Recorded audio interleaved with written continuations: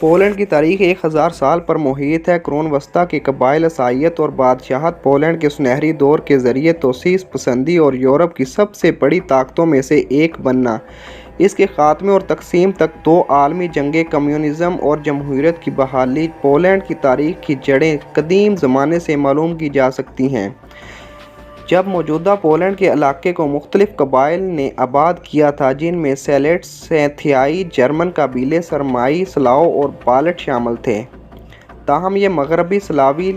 لیچائٹس تھے جو قطبی نسل کے قریب ترین آباؤ اجداد تھے، جنہوں نے ابتدائی قرون وسطیٰ کے دوران پولینڈ کی سرزمین میں مستقل آبادیاں قائم کیں۔ لیجیڈک مغربی پولان ایک قبیلہ جس کا نام کا مطلب ہے کھلے میدانوں میں رہنے والے لوگ، انہوں نے اس خطے پر غلبہ حاصل کیا اور پولینڈ کو، جو کہ شمالی وسطی یورپی میدان میں واقع ہے، اس کا نام دیا۔ پہلا حکمران خاندان 10ویں صدی عیسوی میں ابھرا۔ ڈیوک میزکو اول کو پولش ریاست کا اصل تخلیق کار سمجھا جاتا ہے اور 966 عیسوی میں مغربی عیسائیت کو اپنانے کے لیے بڑے پیمانے پر پہچانا جاتا ہے۔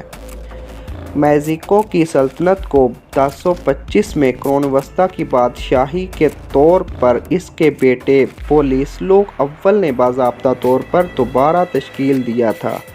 جو اس کے اقتدار میں فوجی توسیع کے لیے جانا جاتا تھا۔ سب سے کامیاب اور آخری بادشاہ 1370 میں اپنی موت سے پہلے معاشی خوشحالی اور علاقائی ترقی کے دور کی صدارت کیے بغیر مرد وارثوں کے 14ویں-16ویں صدیوں میں جاگیلونیائی خاندان کے دور نے لیتھوانیا کے ساتھ قریبی تعلقات لائے۔ پولینڈ میں ایک ثقافتی نشاط ثانیہ اور مسلسل علاقائی توسیع کے ساتھ ساتھ پولینائزیشن، جو کہ 1569 میں پولش لیتھوانیائی دولت مشترکہ کے قیام پر منتجع ہوئی، جو یورپ میں سے ایک ممالک دولت مشترکہ جاگیلونی دور کے دوران حاصل کی گئی خوشحالی کی سطح کو برقرار رکھنے میں کامیاب رہی،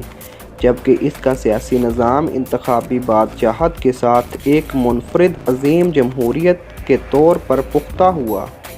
تاہم 17ویں صدی کے وسط میں بڑی ریاست تباہ کن جنگوں اور ان کے سیاسی نظام کی بگاڑ کی وجہ سے زوال کے دور میں داخل ہو گئی۔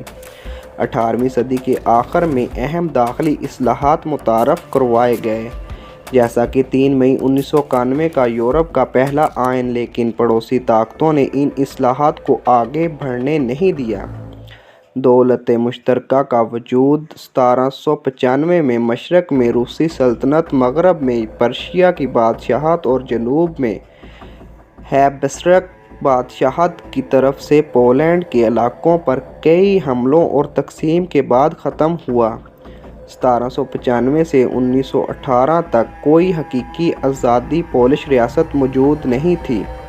حالانکہ مضبوط پولش مزاحمتی تحریکیں چلتی تھیں۔ خود مختاری کو دوبارہ حاصل کرنے کا موقع پہلی جنگ عظیم کے بعد ہی حاصل ہوا، جب 3 تقسیم کرنے والے سامراجی طاقتیں جنگ اور انقلاب کے نتیجے میں مہلک طور پر کمزور ہو گئیں۔ دوسری پولش جمہوریہ 1918 میں قائم ہوئی اور 1939 تک ایک آزاد ریاست کے طور پر موجود رہی۔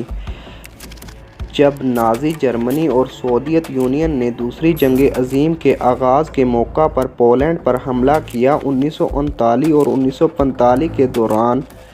پولینڈ پر نازیوں کے قبضے کے دوران مختلف عقائد یا شناخت کے حامل لاکھوں پولینڈ کی شہریوں منصوبہ بند نسل کشی اور قتل و غارت کے ذریعے ہلاک ہو گئے۔ پولینڈ کی جلا وطن حکومت نے اس کے باوجود پوری جنگ میں کام کیا اور پولش نے مغربی اور مشرقی دونوں محاذوں پر فوجی مہموں میں حصہ لے کر اتحادیوں کی فتح میں شامل ہو گئے۔